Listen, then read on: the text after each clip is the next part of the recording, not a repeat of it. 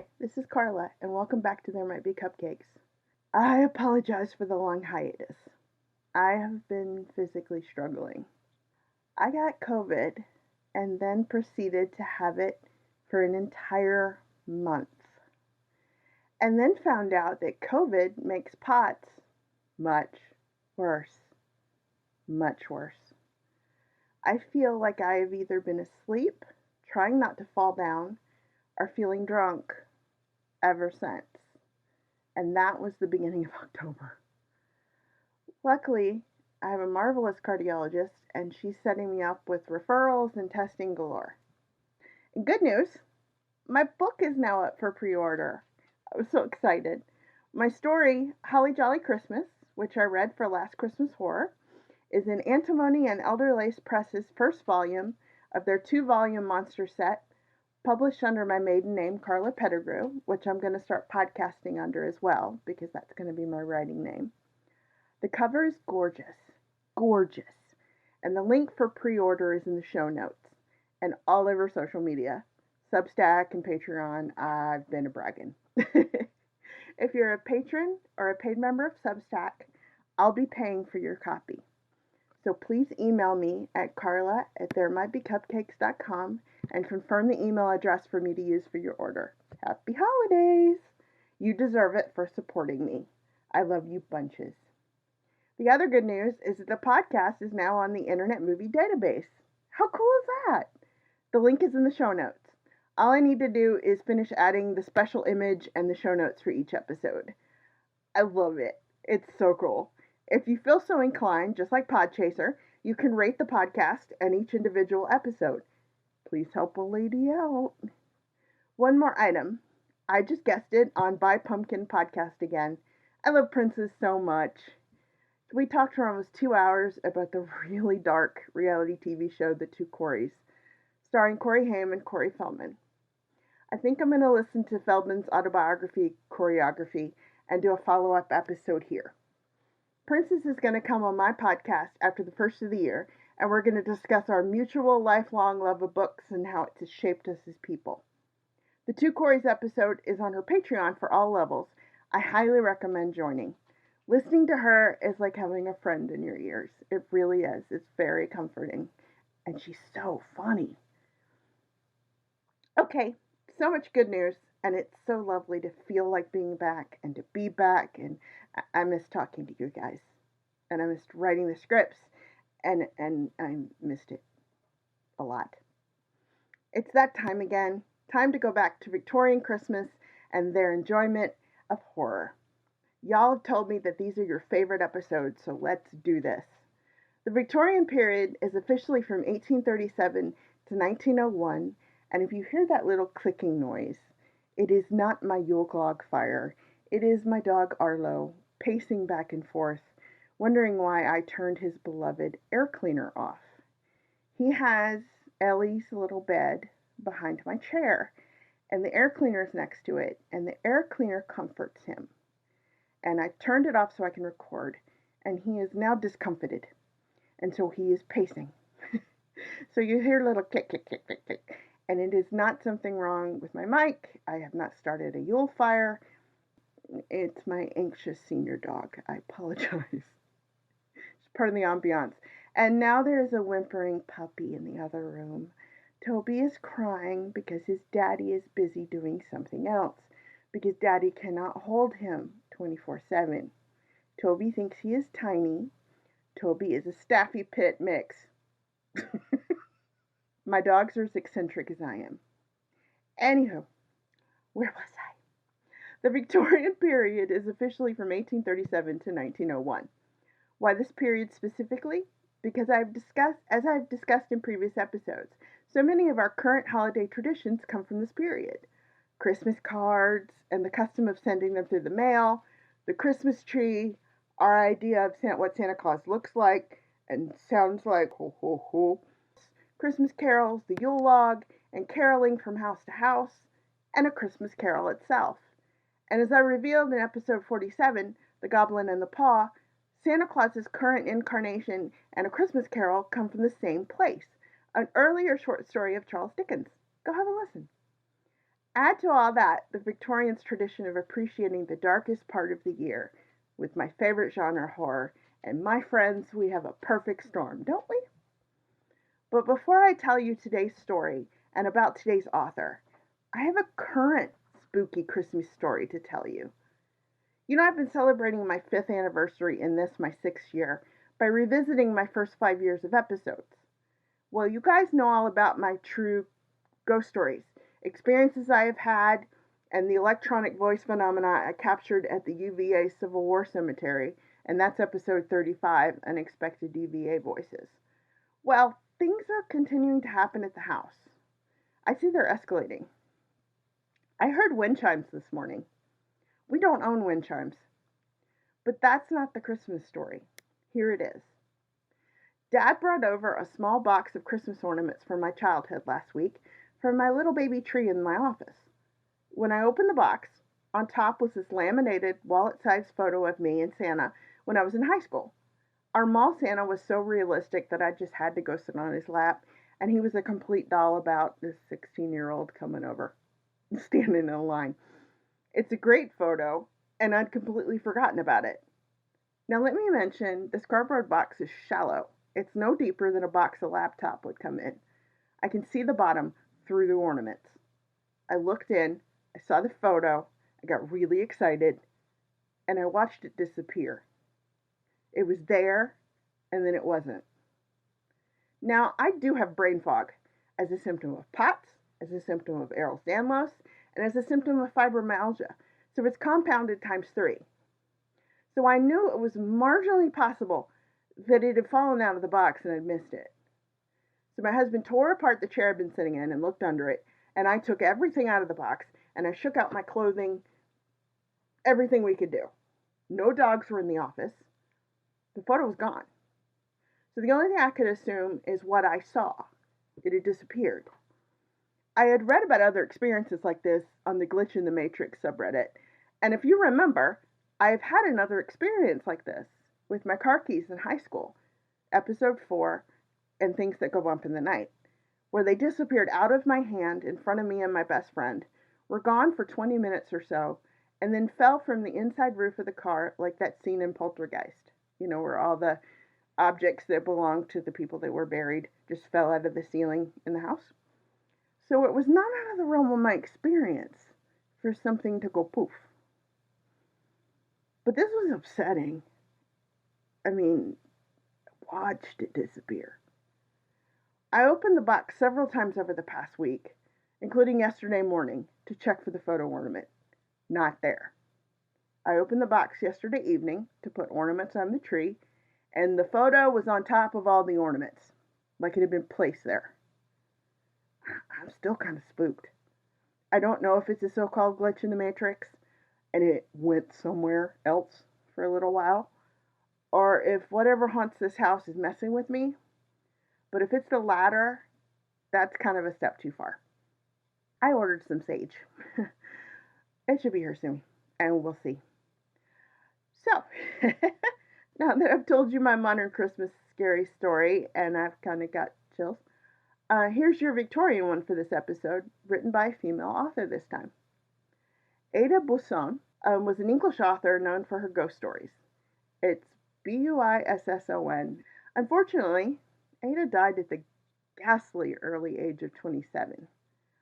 She was born March 26, 1839, the third of 7 children of a French merchant and an English woman in Battersea, Surrey, which is a district of South London, southwest of Charing Cross, and including the southern bank of the River Thames. Even though Battersea is a high industry area, her merchant father had to declare bankruptcy when she was 3 years old. In 1850, when she was 11, the family picked up and moved to the seaside town of Brighton, about 50 miles south of London, where her mother died in 1852. Presumably, they moved for the sea air cure for her to no avail. For a year starting in 1854, Ada and sisters, this is a tough one, Leontine, it's Leontine, like Leontine, but that can't be it must be French. Leontine and Irma studied natural history and moral philosophy courses at the women's-only Bedford College in London, which was definitely an unusual pursuit at the time. Bedford had only been founded in 1849 as the very first women's higher institute of learning in the United Kingdom. It became part of the University of London in 1900. Tangent here. Elizabeth Jesser Sturch Reed founded Bedford College with a stipend left to her from her husband. She belonged to women's literary salons, and she and these friends believed in education for women. So she used this money to lease the house at 47 Bedford Street in the literary Bloomsbury district of London, which should ring a bell for James Joyce fans, placed a chunk of money with 3 male trustees, and placed female friends as board members and teachers. It was the first British institute run by women. Reed began to be alarmed by the low educational levels of some of her students, and when she interviewed them, she found their only education prior to Bedford had been with governesses in their own homes. So she founded Bedford College School next door as a pre-entrance school intended to improve young ladies' education levels in Great Britain. In 1860, it expanded into its next door and became a boarding school with matrons.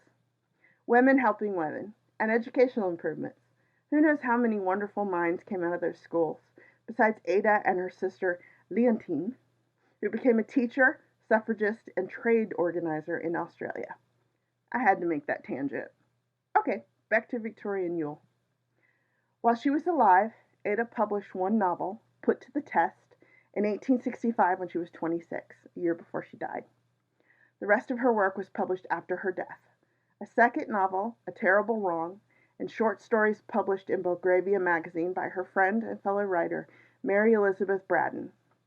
Ada had met Mary through Mary's husband, John Maxwell, who had published Put to the Test. Mary Elizabeth Braddon is an interesting character, someone for an entire episode on her own. If you've ever read Montague Summers' seminal work on Gothic literature, you might see Ada's short stories unfortunately attributed to Mary. So I'll list Ada's stories here. They are The Baron's Coffin, A Story Told in a Church, My Aunt's Pearl Ring, Under the Lilies, and The Ghost's Summons, which I'll be reading today. I had to do some detective work for this list, for one collection of her work has only 3 of her stories, and the one that has the full 5 stubbornly does not list its table of contents. Strangely enough, neither Ada nor the Belgravia magazine are archived on Project Gutenberg. That really surprised me. So I went to the archive of Belgravia magazine, which is nicely scanned and hosted by several different universities, and I searched each volume by hand. That's love of literature right there, folks. I might have to end up reading all 5 at some point to honor her short life and misattributed bibliography. I know I'm going to have to edit her Wikipedia page for her, God bless her. So for this author, who only knew her fame as a horror author truly after her death, on December 27, 1866, at such a young age, let's dim the gas lights and light the Yule log in her honor. This story is typical for Victorian horror tales to be from the point of view of a domestic servant or a household helper, someone who has an intimate view of the family but does not have their full story, their secrets beyond what they see around door jambs and in laundry stains and hear in whispered conversations and in conversations heard while they stand in the room like unseen furniture. This time, it's a doctor. So gather around the fire, grab sofa and hassock, each take your proffered cup of wassail or cocoa, and let me read to you this tale from this unusually educated young lady, taken from us far too soon. Blessed and spooky Yule to you all. The Ghost Summons by Ada Busson. Wanted, sir, a patient. It was in the early days of my professional career, when patients were scarce and fees scarcer, and though I was in the act of sitting down to my chop, and had promised myself a glass of steaming punch afterwards, in honor of the Christmas season, I hurried instantly into my surgery. I entered briskly, but no sooner did I catch sight of the figure standing leaning against the counter than I started back with a strange feeling of horror, which for the life of me I could not comprehend. Never shall I forget the ghastliness of that face, the white horror stamped upon every feature, the agony which seemed to sink the very eyes beneath the contracted brows. It was awful for me to behold. accustomed as I was to scenes of terror. "You seek advice," I began, with some hesitation. "No, I am not ill." "You require, then—" "Hush!" he interrupted, approaching more nearly, and dropping his already low murmur to a mere whisper. "I believe you are not rich. Would you be willing to earn £1,000?" £1,000! His words seemed to burn my very ears. "I should be thankful if I could do so honestly," I replied with dignity. "What is the service required of me?" A peculiar look of intense horror passed over the white face before me, but the blue-black lips answered firmly, "To attend a deathbed." £1,000 to attend a deathbed? Where am I to go then? Whose is it? Mine. The voice in which this was said sounded so hollow and distant that involuntarily I shrank back. "Yours? What nonsense! You're not a dying man. You're pale, but you appear perfectly healthy. You—" "Hush!" he interrupted. "I know all this. You cannot be more convinced of my physical health than I am myself. Yet I know that before the clock tolls the first hour after midnight, I shall be a dead man." "But—" He shuddered slightly, but stretching out his hand commandingly, motioned me to be silent. "I am but too well informed of what I affirm," he said quietly. "I've received a mysterious summons from the dead. No mortal aid can avail me. I am as doomed as the wretch upon whom the judge has passed sentence. I do not come either to seek your advice or to argue the matter with you, but simply to buy your services. I offer you £1,000 to pass the night in my chamber and to witness the scene which takes place. The sum may appear to you extravagant, but I have no further need to count the cost of any gratification, and the spectacle you will have to witness is no common sight of horror." The words, strange as they were spoken calmly enough, but as the last sentence dropped slowly from the livid lips, an expression of such wild horror again passed over the stranger's face, that in spite of the immense fee, I hesitated to answer. "You fear to trust the promise of a dead man. See here and be convinced," he exclaimed eagerly, and the next instant on the counter between us lay a parchment document, and following the indication of that white muscular hand, I read the words, "And to Mr. Frederick Reed, of 14 High Street, Alton, I bequeath the sum of £1,000 for certain service rendered to me. I have had that will drawn up within the last 24 hours, and I signed it an hour ago in the presence of competent witnesses. I am prepared, you see. Now, do you accept my offer or not?" My answer was to walk across the room and take down my hat, and then lock the door of the surgery communicating with the house. It was a dark, icy cold night, and somehow the courage and determination which the sight of my own name, in connection with £1,000, had given me, flagged considerably, as I found myself hurried along through the silent darkness by a man to whose deathbed I was about to attend. He was grimly silent, but as his hand touched mine, in spite of the frost, it felt like a burning coal. On we went, tramp, tramp, through the snow, on, until even I grew weary, and at length upon my appalled ear struck the chimes of a church clock, while close at hand I distinguished the snowy hillocks of a churchyard. Heavens! Was this the awful scene of which I was to be the witness to take place veritably amongst the dead? 11, groaned the doomed man. Gracious God! But 2 hours more, and that ghostly messenger will bring the sevens. Come, for mercy's sake, let us hasten.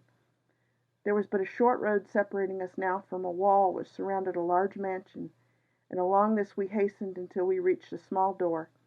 Passing through this in a few minutes, we were stealthily ascending the private staircase to a splendidly furnished apartment, which left no doubt of the wealth of its owner. All was intensely silent. However, through the house, and about this room in particular, there was a stillness that, as I gazed around, struck me as almost ghastly. My companion glanced at the clock on the mantel-shelf, and sank into a large chair by the side of the fire with a shudder. "Only an hour and a half longer," he muttered. "Great Heaven! I thought I had more fortitude. This horror unmans me." Then in a fiercer tone, and clutching my arm, he added, "Ha! You mock me, you think me mad, but wait till you see, wait till you see." I put my hand on his wrist, for now there was a fever in his sunken eyes which checked the superstitious chill which had been gathering over me, and made me hope that after all my first suspicion was correct, and that my patient was but the victim of some fearful hallucination. "Mock you," I answered soothingly. "Far from it. I sympathize intensely with you, and would do much to aid you. You require sleep. Lie down and leave me to watch." He groaned but rose and began throwing off his clothes, and watching my opportunity, I slipped a sleeping powder, which I had managed to put in my pocket before leaving the surgery, into the tumbler of claret that stood beside him. The more I saw, the more I felt convinced that it was the nervous system of my patient which required my attention, and it was with sincere satisfaction I saw him drink the wine, and then stretch himself on the luxurious bed. "Ha!" thought I, as the clock struck 12, and instead of a groan, the deep breathing of the sleeper sounded through the room. "You won't receive any summons tonight, and I may make myself comfortable." Noiselessly, therefore, I replenished the fire, poured myself out a large glass of wine, and drawing the curtain so that the firelight should not disturb the sleeper, I put myself in a position to follow his example. How long I slept I knew not, but suddenly I aroused with a start, and as ghostly a thrill of horror as ever I remember to have felt in my life. Something, what I knew not, seemed near, something nameless but unutterably awful. I gazed round.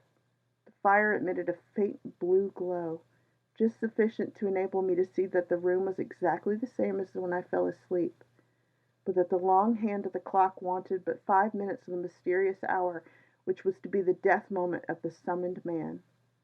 Was there anything in it, then? Any truth in the strange story he had told? The silence was intense.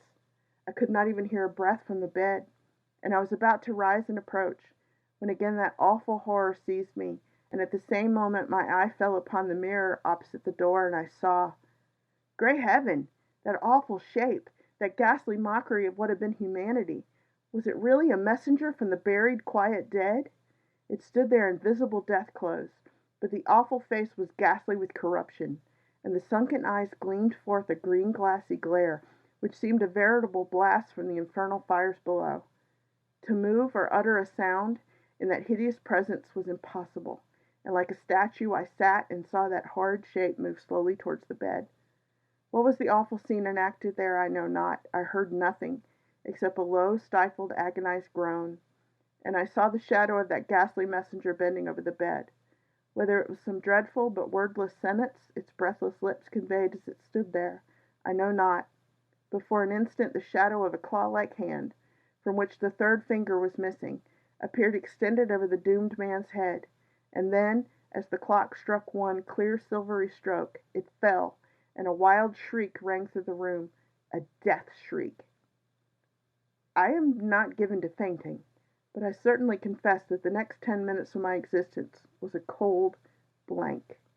And even when I did manage to stagger to my feet, I gazed round, vainly endeavoring to understand the chilly horror which still possessed me. Thank God! The room was rid of that awful presence. I saw that. So gulping down some wine, I lighted a wax taper and staggered towards the bed. Ah, how I prayed that after all I might have been dreaming, and that my own excited imagination had but conjured up some hideous memory of the dissecting room. But one glance was sufficient to answer that. No. The summons had indeed been given and answered. I flashed the light over the dead face, swollen, convulsed still with the death agony, but suddenly I shrank back. Even as I gazed, the expression of the face seemed to change. The blackness faded into a deathly whiteness, the convulsive features relaxed, and even as if the victim of that dread apparition still lived, a sad, solemn smile stole over the pale lips. I was intensely horrified, but still I retained sufficient self-consciousness to be struck professionally by such a phenomenon. Surely there was something more than supernatural agency in all this. Again I scrutinized the dead face, and even the throat and chest, but with the exception of a tiny pimple on one temple beneath the cluster of hair, not a mark appeared. To look at the corpse, one would have believed that this man had indeed died by the visitation of God, peacefully, while sleeping. How long I stood there I know not, but time enough to gather my scattered senses, and to reflect that, all things considered, My own position would be very unpleasant if I was found thus unexpectedly in the room of the mysteriously dead man. Noiselessly as I could, I made my way out of the house. No one met me on the private staircase. The little door opening into the road was easily unfastened, and thankful indeed was I to feel again the fresh wintry air as I hurried along that road by the churchyard. There was a magnificent funeral soon in that church, and it was said that the young widow of the buried man was inconsolable. And then rumors got abroad of a horrible apparition which had been seen on the night of the death, and it was whispered the young widow was terrified, and insisted upon leaving her splendid mansion. I was too mystified with the whole affair to risk my reputation by saying what I knew, and I should have allowed my share in it to remain forever buried in oblivion, had I not suddenly heard that the widow, objecting to many of the legacies in the last will of her husband, intended to dispute it on the score of insanity. And then there gradually arose the rumor of his belief in having received a mysterious summons. On this, I went to the lawyer, and sent a message to the lady that, as the last person who had attended her husband, I undertook to prove his sanity, and I besought her to grant me an interview, in which I would relate as strange and as horrible a story as ear had ever heard. That same evening I received an invitation to go to the mansion. I was ushered immediately into a splendid room, and there, standing before the fire, was the most dazzling beautiful young creature I had ever seen. She was very small, but exquisitely made. Had it not been for the dignity of her carriage, I should have believed her a mere child. With a stately bow she advanced, but did not speak. "I come on a strange and painful errand," I began, and then I started, for I happened to glance full into her eyes, and from then down to the small right hand grasping the chair. The wedding ring was on that hand. "I conclude you are the Mr. Reed who requested permission to tell me some absurd ghost story, and whom my late husband mentions here." And as she spoke, she stretched out her left hand towards something, but what I knew not, for my eyes were fixed on that hand. Horror! White and delicate it might be, but it was shaped like a claw, and the third finger was missing. One sentence was enough after that. "Madam, all I can tell you is, the ghost that summoned your husband was marked by a singular deformity. The third finger of the left hand was missing," I said sternly, and the next instant I had left that beautiful, sinful presence. That will was never disputed. The next morning, too, I received a cheque for £1,000, and the next news I'd heard of the widow was, that she herself had seen the awful apparition, and had left the mansion immediately. If you're curious as to the other Victorian horror stories I've read so far on this podcast, here's the list.